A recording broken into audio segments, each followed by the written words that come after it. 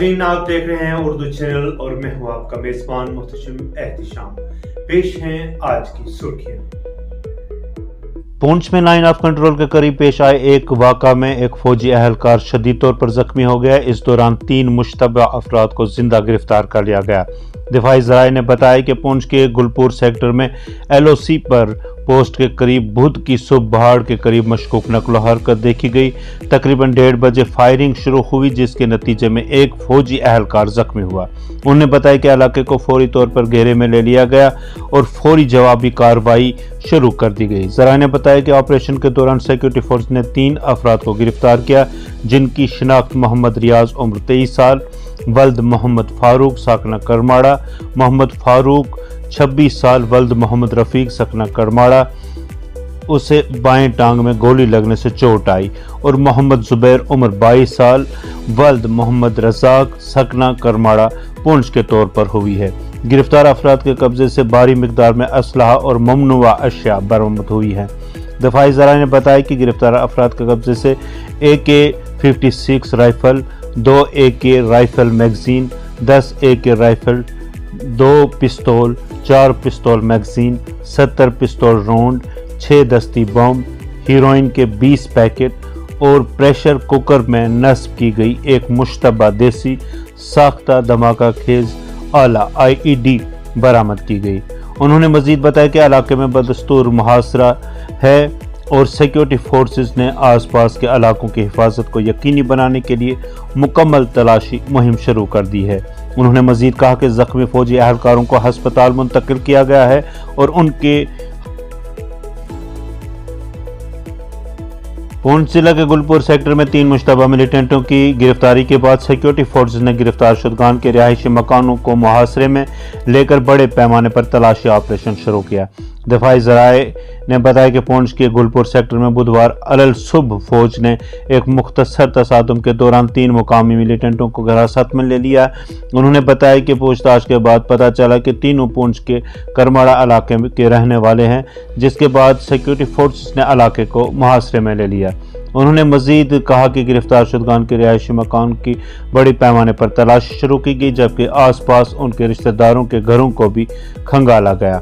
उनके मुताबिक इस साजिश में कई और लोगों के मुलविस होने की पेश नज़र गिरफ्तारी मिलिटेंटों के घरों के साथ साथ आबाई इलाके की भी तलाशी ली जा रही है। आखिरी इतलात मौसूल होने तक तलाशी ऑपरेशन जारी था। इस सिलसिला में मजीद तफसीलात का इंतज़ार है।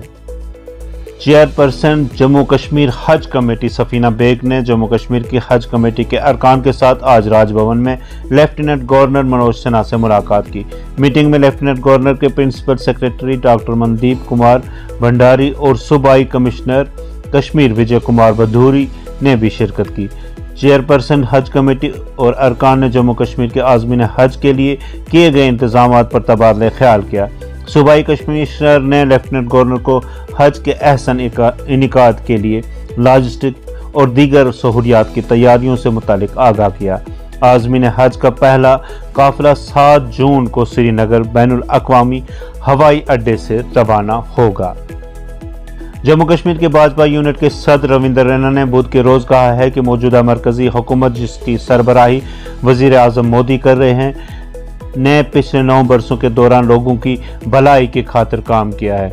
उन्होंने कहा कि जम्मू कश्मीर में हालात को मामूल पर लाने की खातिर मौजूदा मरकजी हुकूमत ने ज़मीनी सतह पर काम किया, जिसका नतीजा ये निकला कि आज जम्मू कश्मीर में अमन व अमान वापस लौट आया है। इन बातों का इजहार मौसूफ ने जम्मू में एक प्रेस कॉन्फ्रेंस के दौरान किया। उन्होंने कहा कि भारतीय जनता पार्टी ने पिछले 9 बरसों के दौरान लोगों की भलाई की खातिर काम किया। उन्होंने मजीद कहा कि मौजूदा वजीर आज़म नरेंद्र मोदी ने लाखों गरीबों को राहत देने के लिए उन्हें मकानात के साथ साथ दूसरी सहूलियात भी फराहम की। रविंदर रैना ने कहा कि गरीब कल्याण अन्न योजना के तहत इस वक्त भी लोगों को मुफ्त गज़ाई अजनास फराहम की जा रही हैं। उन्होंने बताया कि लोगों से जितने भी वादे किए गए उन्हें मौजूदा हुकूमत ने वक्त मुकर्रर के अंदर अंदर पूरा किया। रविंदर रैना का मजीद कहना था कि मरकजी हुकूमत की जानिब से गरीबों और मुतवस्सित तबके के लोगों के लिए बहुत सारी स्कीमों का ऐलान किया गया, जिसका आज लोग फ़ायदा उठा रहे हैं। उन्होंने कहा कि सरकारी इदारों में शफाफियत को यकीनी बनाने की खातिर मौजूदा हुकूमत ने काम किया और आज कोई رشوت دینے کے بارے میں سوچ بھی نہیں سکتا۔ ان کے مطابق گولڈن کارڈز کی بدولت لوگوں کو ہسپتالوں میں مفت علاج و معالجہ کی سہولیات دستیاب ہیں۔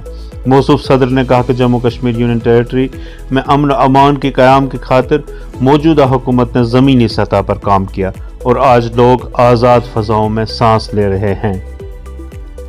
ANMD اسکول پونچھ کے کانفرنس ہال میں ضلع ترقیاتی commissioner Poonch Mohammad Yasin Chaudhary IAS chairman district health society Poonch کی ہدایت پر عالمی یوم تمباکو پر ایک تقریب کا انعقاد کیا گیا۔